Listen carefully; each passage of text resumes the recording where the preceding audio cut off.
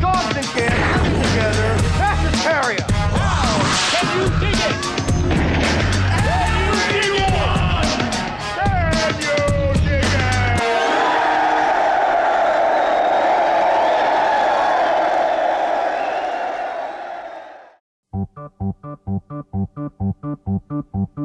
Happy, happy Halloween, Halloween, Halloween. Happy, happy Halloween, Silver Shamrock.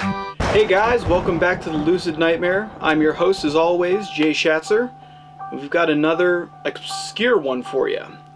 Got a perfect, creepy movie on our plate today.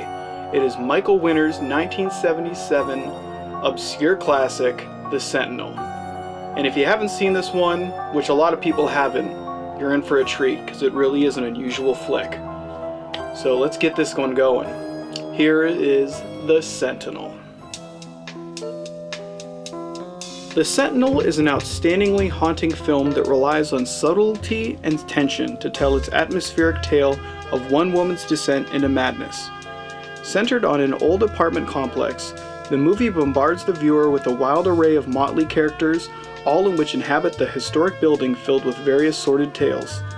With a palpable tone and well-paced direction, The Sentinel is a horror film that approaches the subject matter in a classy and respectable way, opening up the film for a much broader representation of the genre. The film follows a young and beautiful fashion model named Allison Parker, who against the wishes of her boyfriend Michael, is looking for an apartment to rent for herself in New York City. After going through a number of overpriced places, Allison stumbles upon a unique find in Brooklyn Heights in the form of an old apartment building filled with some interesting tenants. Unknown to Allison, though, is that the building complex has a long and sordid past filled with both mystery and horror.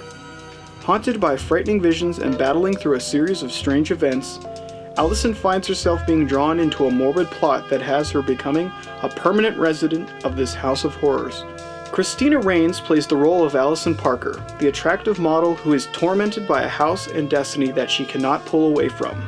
Christina does an excellent job with the doomed character of Allison, giving a sympathetic performance that really steals the show and progresses the film along with ease. She has the stunning look that is required for the role of a fashion model, but she also has an excellent underplayed approach to her tormented character. Throughout the film, Allison gives off shades of vulnerability, sheer terror, and ultimately strength as she takes on the forces of the house against her own better judgment. Another impressive aspect of her role is the physical progression or regression her character undergoes as the film moves along. She goes from a youthful and optimistic woman to a drained and haggard wreck as the film nears its epic conclusion. The overall performance looked draining as all hell, but the end result is rather impressive and makes for a believable and shocking ending when the curtain finally closes. Paired up with Christina is the cool as shit Chris Sarandon, taking on the role of Michael Lerman, Allison's boyfriend. Sarandon plays the character with a suave disposition and a cocky attitude that only he can pull off. What's most interesting about his character is that for the majority of the film, we are given some pretty heavy clues that point to him being involved in some way with what has been going on at Allison's apartment. Of course, Sarandon can play off those teasing aspects of whether he's a bad guy or a good guy like a pro. So the addition of ambiguity is quite clever on the side of the filmmakers, and Chris is expertly up to the challenge. What I enjoyed most about his role in the film is that he becomes somewhat of a defender of his endangered girlfriend, doing research on the side in order to try to find out what is going on. It's actually a nice change of pace from what we see earlier in the film, and he's able to make his character reveal some rather endearing qualities. Plus, look at that damn mustache. What the movie is definitely not lacking in is atmosphere. This film has it down packed with an architecturally interesting look and a storied past. Add on to that the wonderfully realized scenes where Allison is wandering around the building at night and you've got one hell of a gothic-infused horror flick.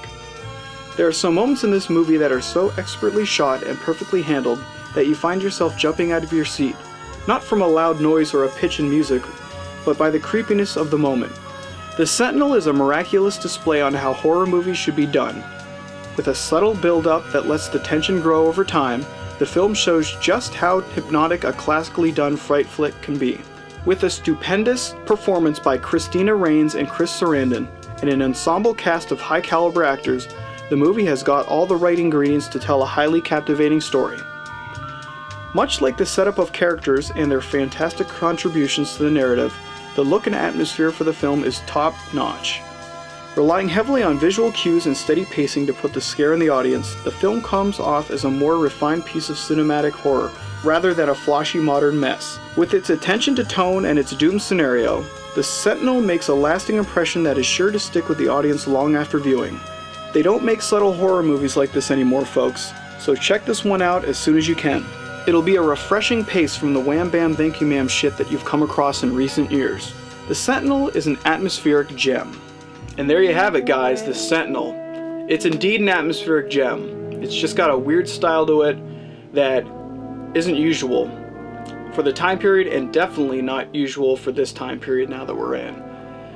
It's a great era of film, and the cast hits it out the park, like I said, and it's just got a nice haunting tone. So you got to check it out if you want to, if that sounds up your alley. And that's it for me today.